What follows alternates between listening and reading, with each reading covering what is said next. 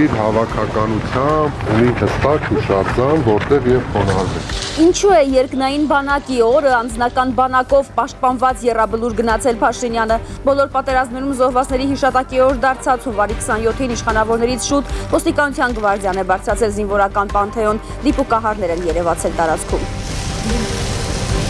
Պարզապես, որ ինքը մոտիկ չգա իմ տղայի շիրիմին, ես չեմ ուզում, որ ինքը հարամի իմ տղայի շիրիմը։ Որ վարչապետը չմոտենա իրեն զավակների գերեզմաններին, զինվորական պանթեոնում հսկողություն են սահմանել նահատակների ծնողները, նրանց համար ամեն օր է հիշատակի օր։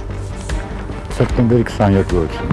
ինչ սեպտեմբերի 27-ը ոչ մի բան չի ընդունում պետական մակարդակով, ինչի թվում ադրբեջանցը։ Ինչու է բանակի տոնից մեկ օր առաջ հիշատակի օր սահմանել պատերազմի զոհերին պլյուս մինուսով հաշված եռաբլուրում զոհերի մայրերին քաշքշած նահատակների մասունքները պարկերով նկուղում հատակին պահած իշխանությունը։ Իրականում շատ արհեստական էր օրը։ Ինչից է վախենում Փաշինյանը, որ ըստ հրապարակի անգամ թիմակիցների հետ հանդիպմանը սեփական ջրի շշով է գնում։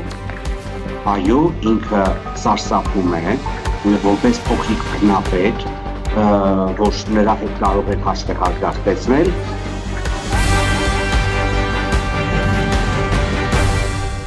Հունվարի 27-ի թարմնություններով եթերում Հայլուրն է, ողջույն հարգելի հեռուստադիտողներ։ Եվ այսպես, անվտանգության խիստ միջոցառումներ են այսօր ձեռնարկվել եռաբլուրում, երբ Նիկոլ Փաշինյանը թիմակիցների հետ գնացել է այնտեղ հայրենիքի պաշտպանության համար զոհվածների հիշատակին հարգանքի տուրք մատուցելու։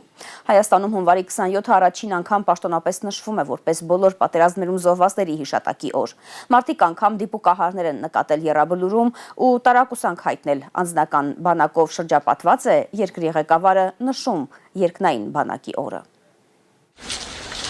Լույսը նորմալ չբացված է, ոստիկանության գվարդիան լցրել եռաբլուր զինվորական պանթեոնը։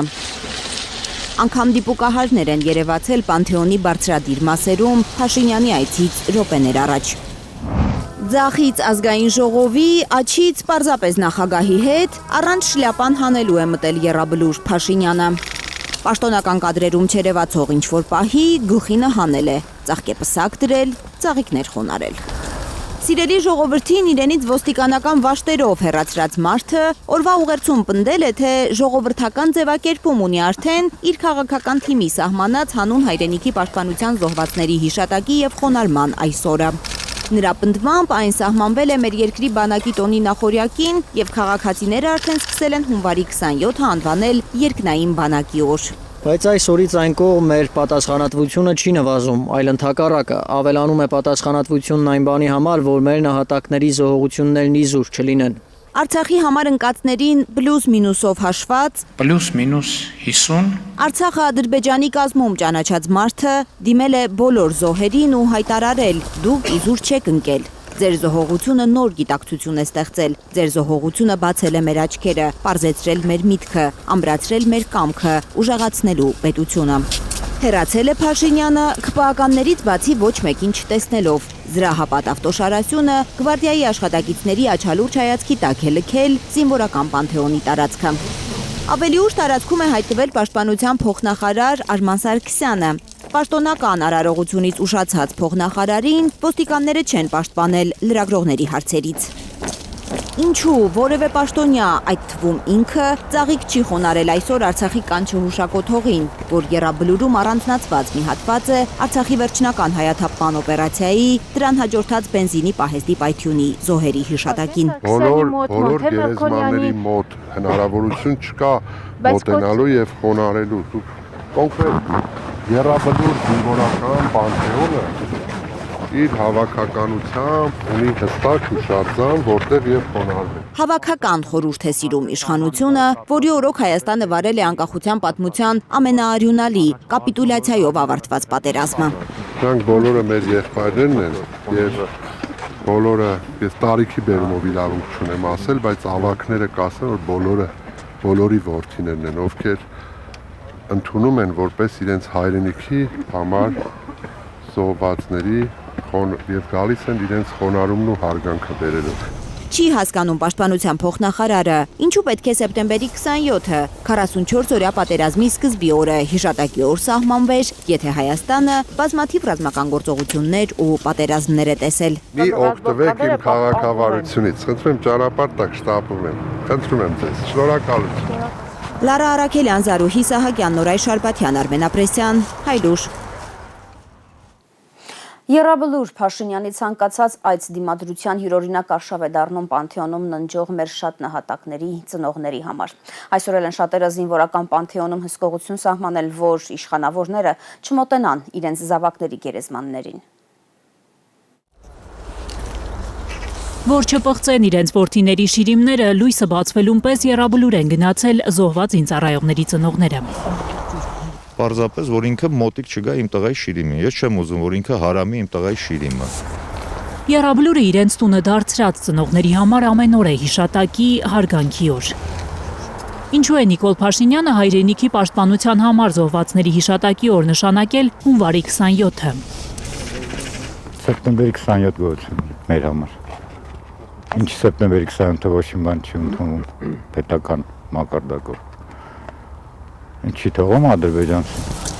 Այն դեպքում, երբ Ադրբեջանի նախագահը հպարտությամբ սեպտեմբերի 27-ը նշանակել է հիշատակի օր, նոյեմբերի 8-ը հաղթանակի։ Ամսի 27-ը պիտի հիշեն, այդ օրը պիտի հիշեն, միշտ բոլորը պիտի հիշեն, բոլորը իրենց ես ասում եմ միշտ պիտի հիշեն, իրանք արժանի են, իրանք իրանց կյանքն են տվել, շատ դաժան է, շատ, չեմ կարում առանց իրա։ Բանակի օրը Հայաստանի ղեկավարը եռաբլուր կգնա, հարցնում են ծնողները։ Չեն հասկանում ինչպես են Հայաստանի իշխանավորները նայում 90-ականների հերոսների աչքերին։ Նրանց հայրենիքը մաս-մաս անձնել են Ադրբեջանին։ Եսի բերել են բանակի օրվա կապակցությամբ մցրել են կոպիտ ասած բանակի օրվա քթի տակ որպես ինչ։ Սքոր, հետո բանակի օր, այսինքն այսօր իրանք կհիշատակեն, որպես սքոր, բանակի օրը չեն հիշատակի, հա, որ դա մեր պարծանքներ, հա, բանակը ուրացան։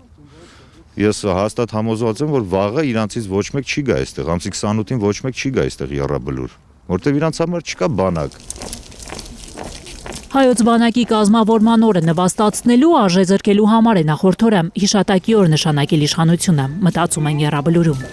Որպեսզի զոհերի համար սգացող ժողովուրդը այլևս տոնի սիրտ չունենա։ Հաղթանակի հույսեր չփայփայի։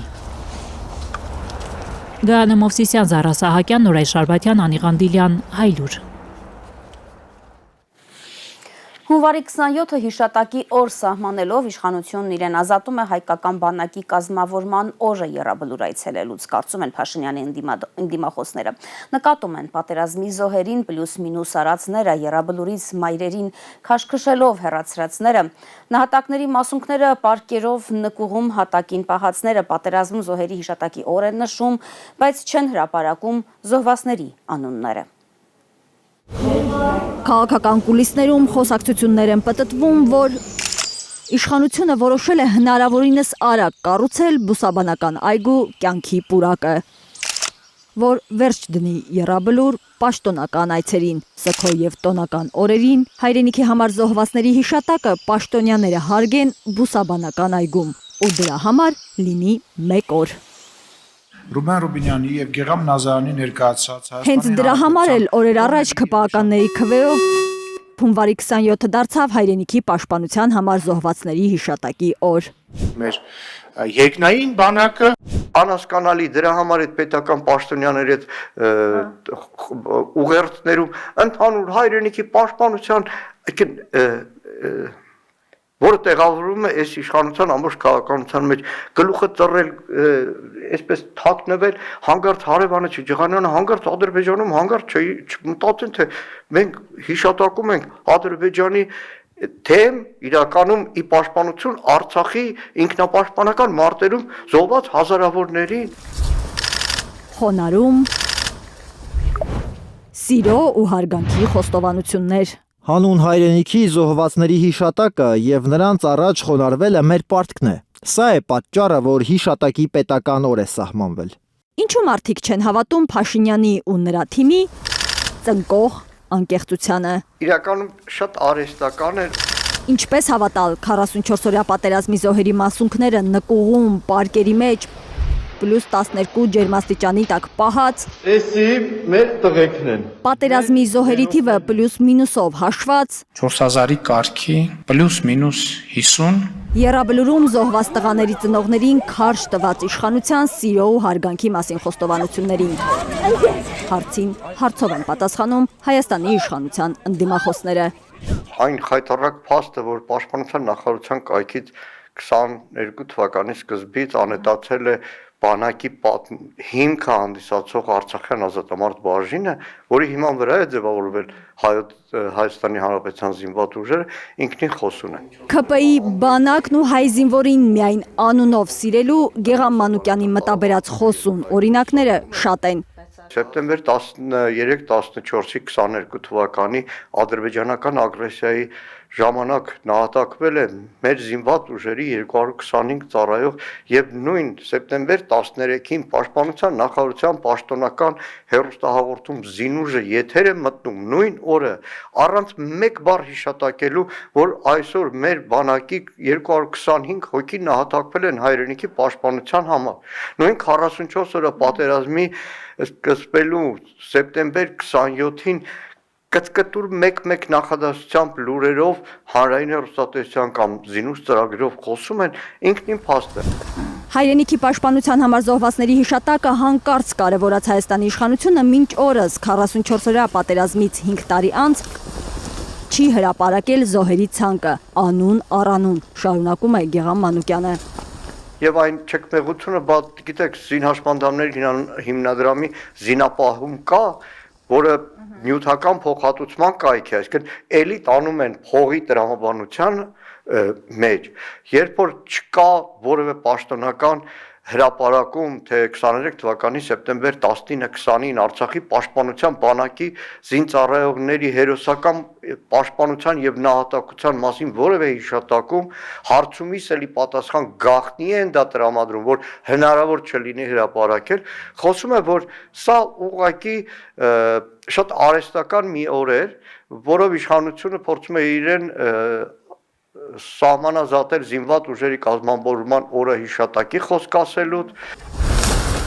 Փաշինյանն իրեն սահմանազատի եռաբլուրից, թե ոչ, փորձից տվերել հայրենական պատերազմը, թե ոչ, միևնույն է, եւ տոնական, եւ սգո օրերին մարդիկ գնալու են եռաբլուր ու անմար կրակի մոտ։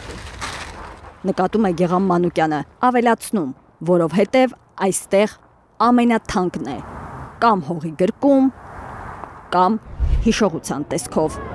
Ամեն մի նահատակն ունի կոնկրետ անուն, ազգանուն, հերոսական անցյալ։ Անգինը, որի մասին չգիտի,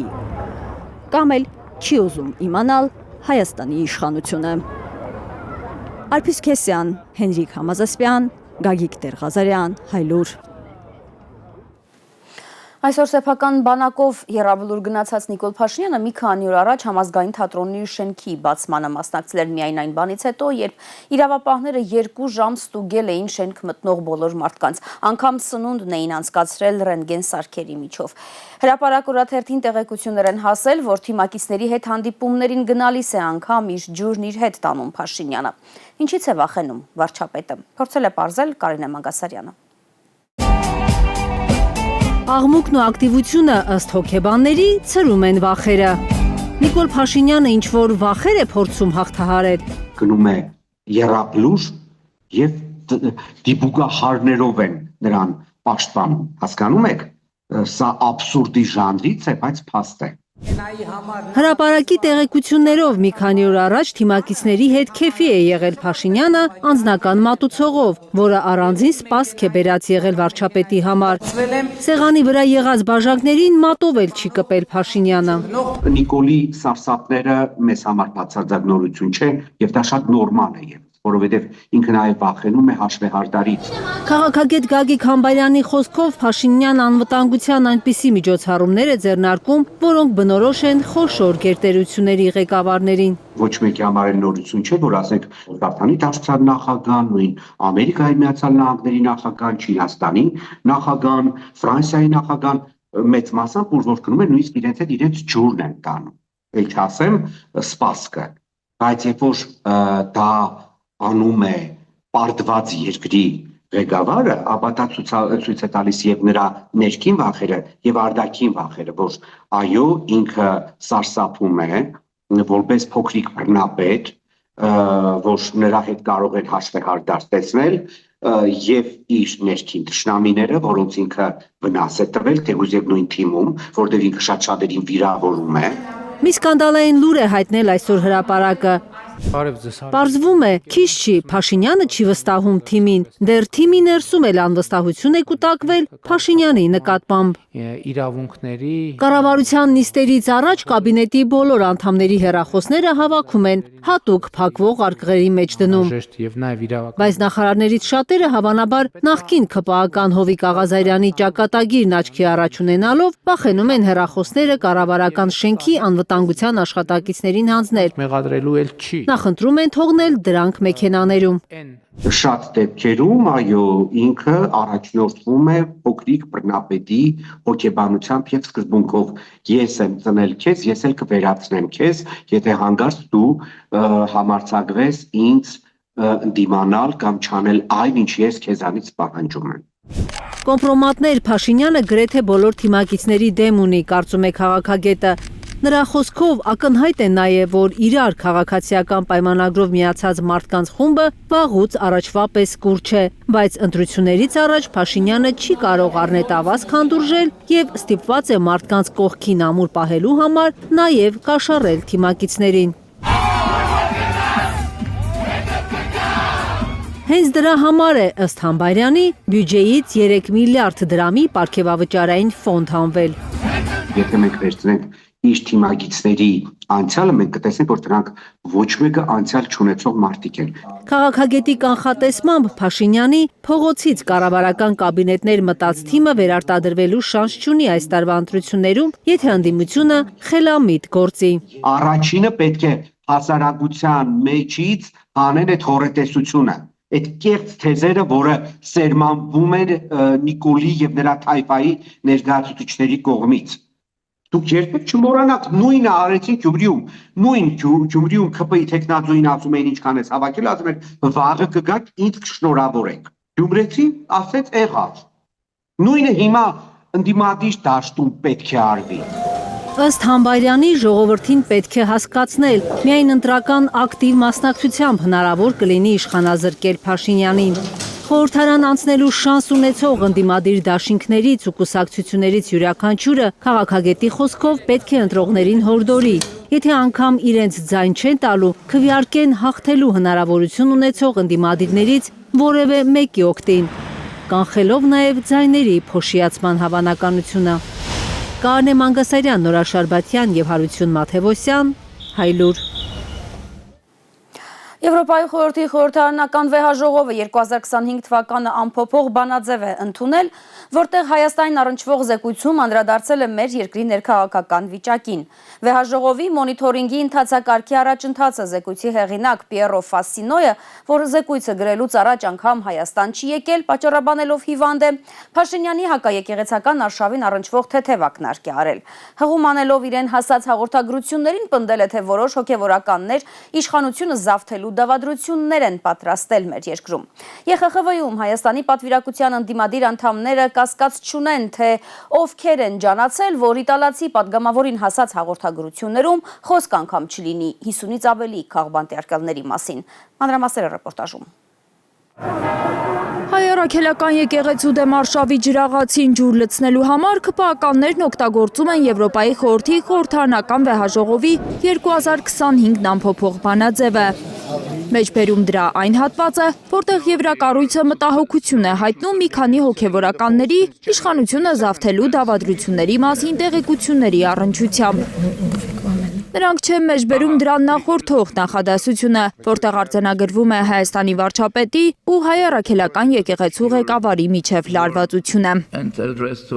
Զեկույցում հստակ նշվում է, որ այն ինչ տեղի ունենում հիմա պետության հարձակումն է եկեղեցու վրա։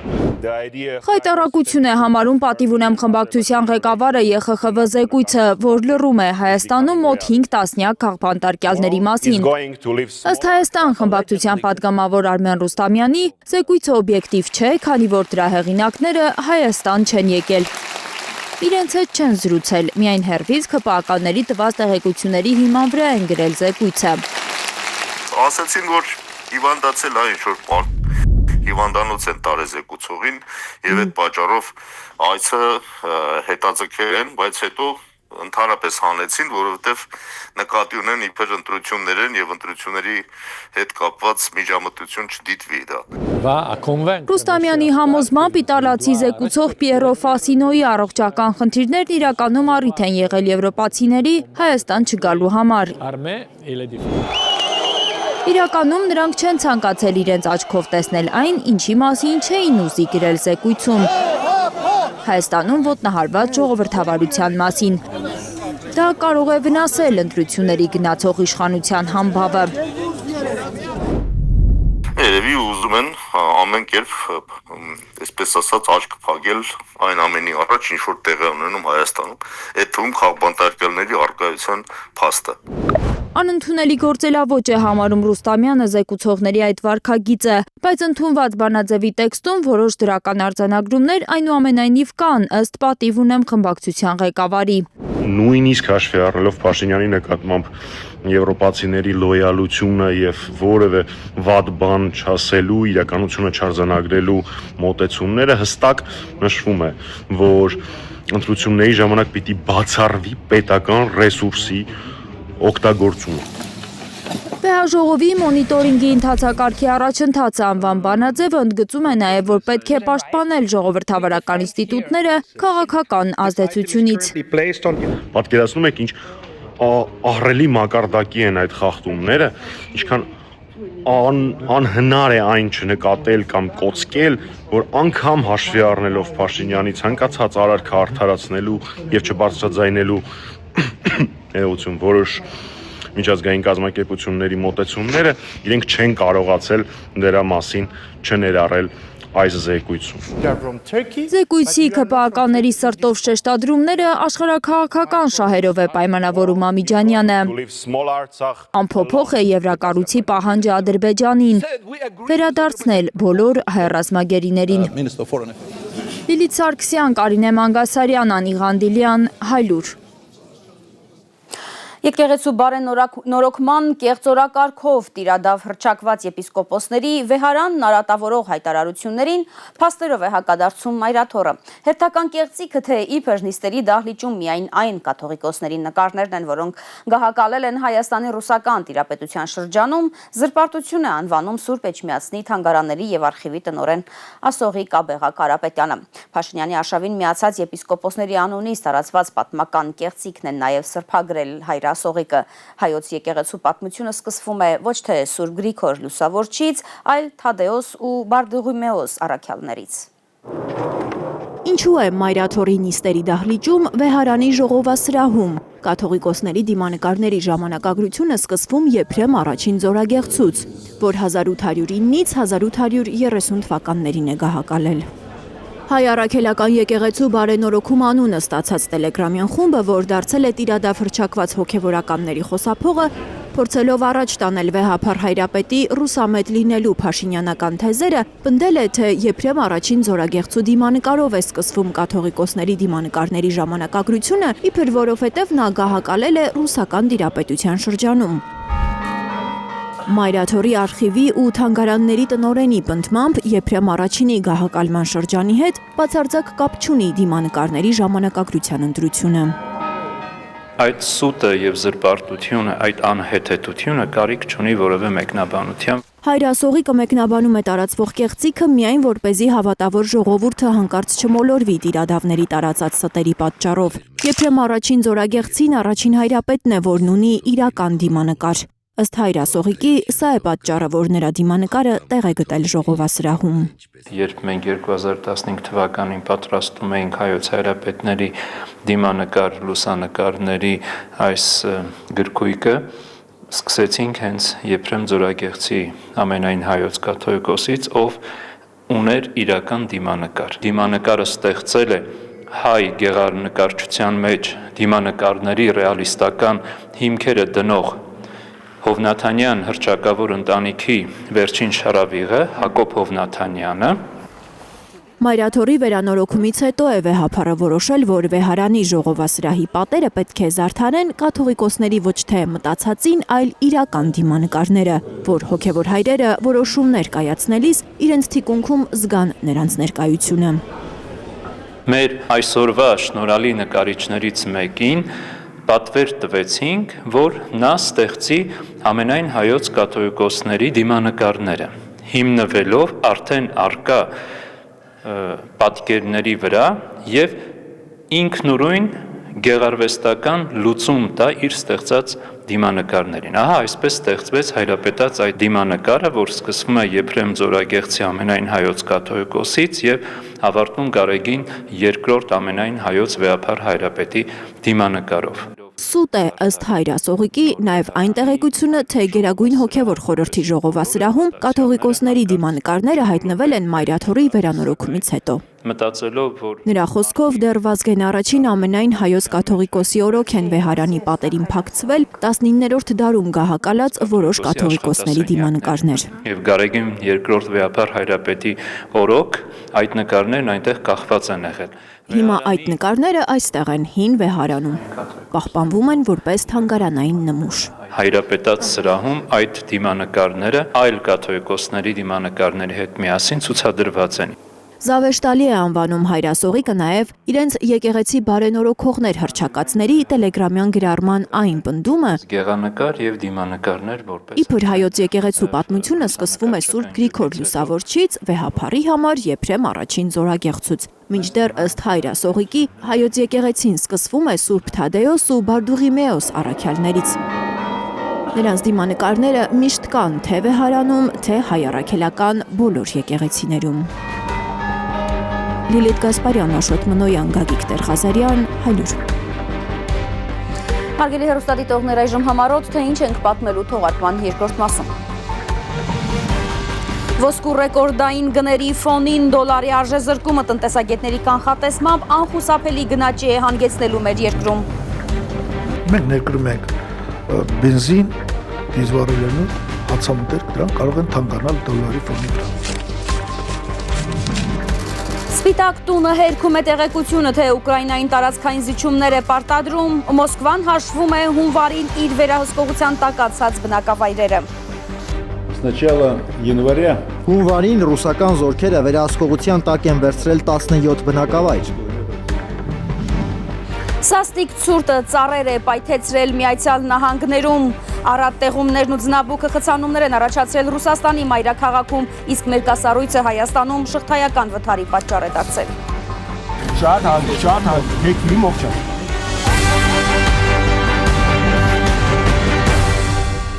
Եվ այսպես ոսկու գինը համաշխարհային շուկայում շեշտակի աճել է, 1 ունցիայի արժեքն արդեն հատել է $5,000 շեմը։ Նման գին նախկինում երբեք չի եղել։ Ոսկուց հետ չեն մնում պլատինն ու արծաթը, թականժեք մետաղների թանկացման ֆոնին կտրուկ նվազել է դոլարի արժեքը։ Այս ինֆլյացիան համաշխարհային գնաճի պատճառ է դառնալու, Հայաստանում հացահատիկից մինչև նավթամթերք կարող է թանկանալ։ Տնտեսագետների կանխատեսմամբ անգամ այդքան գովազդված ադրբեջանական էնժան բենզինի գինը կարող է բարձրանալ։ Գարողշյանի անդրադարձը։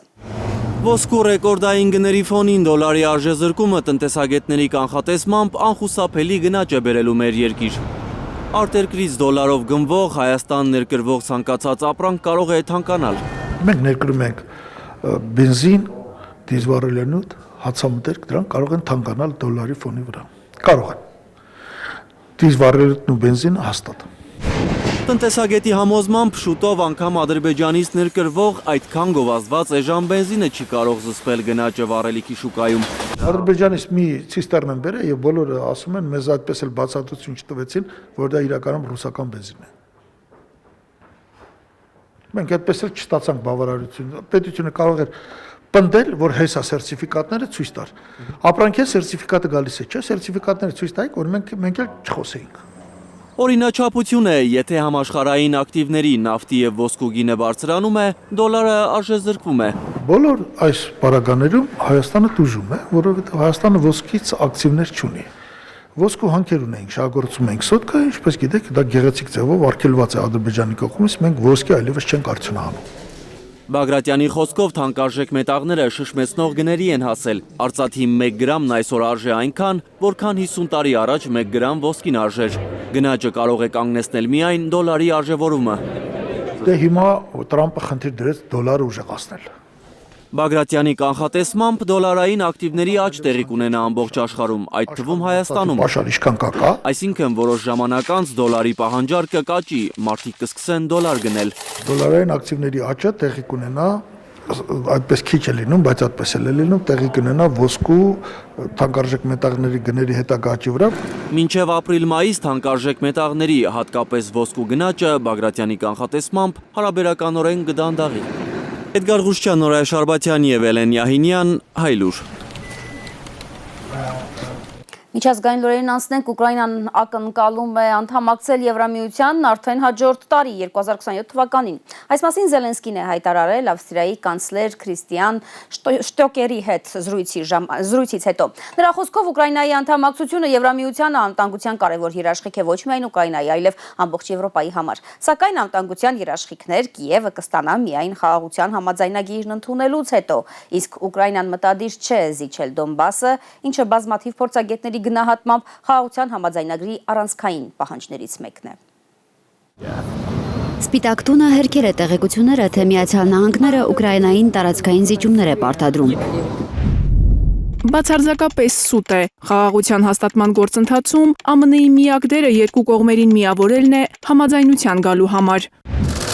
Ավելի վաղ Financial Times-ն էր հղում անելով բանակցություններին ծանոթ 8 անձի գրել, թե Դոնալդ Թրամփի վարչակազմը Ուկրաինային հասկացրել է ԱՄՆ-ն անվտանգության երաշխիքներ կտրամադրի միայն այն բանից հետո, երբ Կիևը ընդունի խաղաղության համաձայնագիրը, որը հավանաբար կպահանջի ամբողջ Դոնբասը զիջել Ռուսաստանին։ Զելենսկին հայտարարել է, որ Կիևի համար առաջնայինը ԱՄՆ կողմից անվտանգության երաշխիքներն են, բայց տարածքների հարցում ուկրաինացիների դիրքորոշումն անփոփոխ է։ Զելենսկիի անզիջում հայտարարությունները հակասում են ռազմաճակատից եկող լուրերին։ Հունվարին Ուկրաինան ավելի քան 500 քառակուսի կիլոմետր տարածք է զիջել, ըստ Ռուսաստանի զինուժի գլխավոր շտաբի։ С начала января освобождено 17 населенных пунктов. Հունվարին ռուսական զորքերը վերահսկողության տակ են վերցրել 17 բնակավայր, որոնք ընդգրկում են ավելի քան 500 քառակուսի կիլոմետր տարածք։ Соединение группировки войск Днепр. Դնեպր միավորված ուժերը առաջ են շարժվում Զապորոժիայի ուղղությամբ։ Подразделения. Առաջատար ստորաբաժանումները գտնվում են մարզկենտրոնի հարավային եւ հարավարևելյան ծայրամասերից 12-ից 14 կիլոմետր հեռավորության վրա։ Նովոյակովլովկան ազատագրված է։ Освобождена Новояковлевка. Ուկրաինայի նախագահի կարծիքով պատերազմի հետագա զարգացումները մեծապես կախված են տեխնոլոգիական առավելություններից։ Պատերազմն անցնում է էվոլյուցիայի միջով եւ ամեն ինչ կախված է նրանից, թե ով է ամենաարագն ու ամենաուժեղը տեխնոլոգիաների կիրառման մեջ։ Ուկրաինային կենսականորեն անհրաժեշտ է հենց տեխնոլոգիական առավելություն։ Սակայն ռուսական անօթաչուների գրոհների ավերիչ հարվածները կասեցնել դեռ չի կարողանում ուկրաինական հոպը։ Խարկովն ու Օդեսան նորից լայնածավալ հարձակման են ենթարկվել։ Օդեսայում ավելի քան 2 տասնյակ վիրավորներ կան։ Խարկովում 2։ Վնասվել են Խարկովի մարզի էներգետիկ ենթակառուցվածքները։ Խարկովի 80%-ը մնացել է առանց էլեկտրաէներգիայի, -13-ի հասնող սառնամանիքի պայմաններում։ Ծովինար Բարխուդարյան, Անի Ղանդիլյան, Հայլուր։ Ավերակների վերացված Գազա են վերադառնում պաղեստինցիները պատերազմի սարսափը վերապրելու ահասրտներում։ Նրանց անգամ չի ոգևորել Գազայի համար Թրամփի ստեղծած խաղաղության խորհուրդը։ Ըստ CNN-ի այդ խորհրդի կանոնադրության մեջ անգամ Գազա անունը չկա։ Մանրամասները Մարիամ Մամիրճանյանի ռեպորտաժում։ Գազայում հայտնաբերվել է Համասի պատանդառած վերջին հրեայի մարմինը։ Քաղաքի գերեզմանատներում զանգվածային արտաշիրիմում են արել եւ 250 դիակի հետազոտությունից հետո նույնականացրել իսրայելցի սերժանտի մարմինը։ Մենք տուն բերեցինք Ռանի Գավիլիին, իսրայելցի հերոսին, Գազայում այլևս պատանդներ չկան։ Գերեվարված վերջին հրեայի մարմինն ստանալով Իսրայելը հայտարարել է Թրամփի խաղաղության ծրագրի հաջորդ փուլն սկսելու մասին։ Ամերիկյան միջնորդությամբ Իսրայել-Համաս հրադադարի համաձայնագրի առաջին փուլով նախատեսվում էր կրակի դադարեցում եւ բոլոր գերիների փոխանակում։ Երկրորդ փուլով նախատեսվում է սահմանների ու անցակետերի բացումն ու Գազայի վերակառուցումը։ Սակայն Քնեսեթում ելույթի ժամանակ Նեթանյահուն խմբագրել է համաձայնագիրը։ Հաջորդ փուլը վերակառուցումը չէ, հաջորդ փուլը Համասի զինաթափումն է եւ Գազայի հատվածի ապառազմականացումը։ Գազայում ամենօրյա սարսափի մեջ ապրող մարդիկ չեն հավատում, որ պատանդարված վերջին հրեայի մարմինն ստանալով Իսրայելը դադարեցնելու է իրենց բնակավայրերի ռմբակոծումը։ Պատերազմը մեզ ստիպել է հարմարվել ամեն ինչին, ապրել մշտական վախերի մեջ։ Այս սյուներն ամեն պահի կարող են փրվել կնոջս ու երեխաներիս վրա։ Այստեղ կյանքը լի է սարսափներով, բայց մենք այլ ընտրանք չունենք։ Այս շինությունը քանդվում է եւ մենք չգիտենք ինչ անել։ Ուրիշ տեղ չկա գնալու։ Սրանից առաջ ուրիշ տեղ էինք մնում։ Կոյուղա ջրերի մեջ։ Ավերակներ վերադարձած պաղեստինցիներին Թրամփի ստեղծած խաղաղության խորհուրդն անգամ չի ոգևորել։ Կազմակերպությունը, որ ստեղծվել է երկամյա պատերազմում Իսրայելի ռումբերից ավերված Գազայի հատվածի վերակառուցման ու ֆինանսավորման համար, հավակնում է զբաղվել նաև մյուս հակամարտությունների լուծմամբ։ Խաղաղության խորհրդին միանալու համար Թրամփը մոտ 60 երկրների առաջնորդների հրավեր էր ուղարկել։ Նրանցից 20-ն արդեն ընդունել են Սպիտակ տան ղեկավարի առաջարկը։ CNN-ի տվյալներով հրավերին կցված կազմակերպության կանոնադրության նախագծում Գազայի անունն անգամ չի հիշատակվում։ Մարիամ Ամիրջանյան, Էլեն Յահինյան, Հայլուրի համար։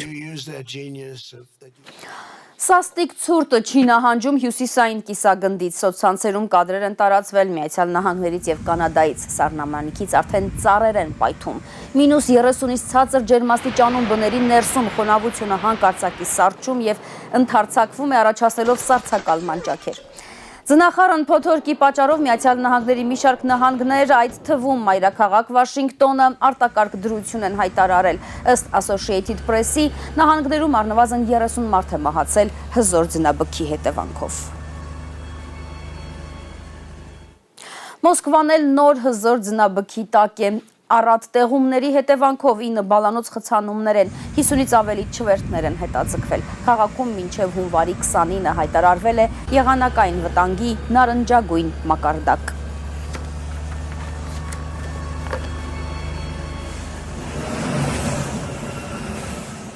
Իսկ մեր երկրում մերկասառույցի հետևանքով շղթայական վթար է եղել։ Գյումրի Երևան Մայրուղու Կաքավաձոր գյուղի խաչմերուկում են բախվել տասնյակ մեքենաներ, վիրավորներ կան։ 15 մեքենա է բախվել Թալին բազմաբերդ ճանապարհին, 10 վիրավոր կա, հայտնում է ֆոտոլրագրող Գագիկ Շամշյանը։ Մարախլապատ ու Սարար ճանապարհի պատճառով նույնիսկ շտապօգնությունն է մի կերպ հասել հիվանդներին։ Շամշյանի տեղեկություններով վթարից հետո են աղ ու ավազ ցանել Թալին բազմաբերդ ճանապարհին։ Շղթայական վթարի հետևանքով սառած ճանապարհը ծածկվել է բեկորներով, փշրված ապակու կտորներով, բեռնատարի թափքից ընկած քարերով։ Փրկարարները հատուկ տեխնիկայով երկու քաղաքացու դուրս են բերել Ֆորդ Մագնիշի ավտոմեքենայից, մոտեցրել շտապօգնությանը, ավելի ուշ լվացել ճանապարհը։ Շարունակում են փակ մնալ Ամբերտ ամրոց եւ Քարիլիչ տանող ճանապարհները, բայց անգամ բաց ճանապարհներով վարորդներին խորհուրդ է տրվում երթևեկել բացառապես ձմեռային անվադողերով։ Զարուհի Սահակյան, Արմեն Ապրեսյան, Հայլուր։ Եվ մեր վերջին պատմությունը Լենինգրադի բլոկադայից փրկված Վալյայի ու Հայաստան տեղափոխված մյուս լենինգրադցի երեխաների մասին է։ Շրջափակումը ճեղքելու օրը մի խումբ հայեր Հայաստանում Ռուսաստանի դեսպանը, դեսպանատան աշխատակիցներ ծաղիկներ են խոնարհել Կոմիտասի այգում պաշարված Լենինգրադի երեխաներին նվիրված հուշարձանին։ Միջոցառումը կազմակերպել է Եվրասիա բարեգործական ընկերությունը։ Մեծացել էր հայ դայակների տաքուկ ձեռքերում։ Լենինգրադի բլոկադայից փրկված եւ Հայաստանի մանկատներից մեկում մեծացած Վալյային է հիշում Տիկին Գյուլնարան, որ ինքը պատմում է, որ 2 տարեկան Վալյային բերել են Հայաստան, մանկատան դայակները մեծացրել են նրան հայկական ավանդույթներով եւ ամուսնացրել Տիկին Գյուլնարայի քեռու ավագ որդու հետ։ Վալյան մնացել է Հայաստանում։ Կոնյակով, մատանիով, Պատկերացրեք այդ մեր հայկական ավանդույթը արել են տարի ճշտությամբ։ Գնացել են, նշան են դրել, նշան դրեք են արել ու հարս են բերել։ Վալյան մեկն է այն հարյուրավոր որբ երեխաներից, որոնց համար Հայաստանը փրկություն է դարձել։ Միայն 25 յուղում ապաստան եւ խնամք են ստացել ավելի քան 200 փոքրիկ լենինգրադցիներ։ 82 տարի առաջ է ավարտվել Լենինգրադի բլոկադան, հայրենական մեծ պատերազմի ամենաողբերգական եւ հերոսական էջերից մեկի շրջափակման ամբողջական ավարտի օրը պաշարված Լենինգրադի երեխաներին հուշակոթողի առաջ ծաղիկներ են խոնարհել մի խումբ երևանցիներ, հասարակական կազմակերպությունների ներկայացուցիչներ, Հայաստանում Ռուսաստանի Դաշնության դեսպանատան աշխատակիցներ դեսպանի գլխավորությամբ։ Хранить память. Իշատակը վարպահելը մեր սրբազան պարտականությունն է, բարոյական պարտավորությունը մեր նախնիների նկատմամբ։ Перед нашими предками. Դա այն է, ինչ անհրաժեշտ է մեր ժողովուրդներին, մեր երկրներին խաղաղության մեջ ապրելու եւ բարգավաճելու համար։ Գալիք սերունդներն էլ պետք է իմանան, թե ինչ գնով են մարդիկ հասել հաղթանակի։ Եվրասիա կազմակերպության շրջափակում 872 միջոցառմամբ դպրոցականներին եւ ուսանողներին պատմում են հաղթանակների գնի մասին, թե ինչպես են մարդիկ սև հացով գոյատևել գրեթե 900 օր։ Յուրաքանչյուր պատմական իրադարձություն լինի դա հաղթանակների, թե աղետալի իրադարձություններ մեր երիտասարդները անհրաժեշտ է, որպեսզի չմոռանան, հիշեն եւ պատվեն այդ հիշատակը, փոխանցեն սերնդեսերունդ, որովհետեւ այդ դառը իրականությունը սեպվել է մեր գենի մեջ եւ մենք պետք է մեր հայ լինելը, այսպես ասած, պահպանենք հիշողությունը փոխանցելով սերնդեսերունդ։ Եվրասիա կազմակերպության գրասենյակում 1942 թվականի փետրվարի իրադարձությունների մասին վավերագրական ֆիլմ է ցուցադրվել։ Ռուսաստանի պետդումայի նախագահի տեղակալ Բորիս Չերնիշովն էլ տեսաուղերձ է հղել միջոցառման կարևորության մասին։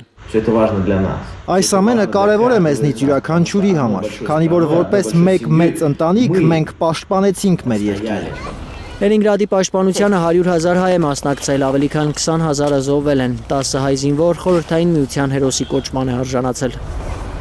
Ալբերտ Սերոփյան, Հայկ Ավանեսյան, Միլենա Պողոսյան, Հայլուր։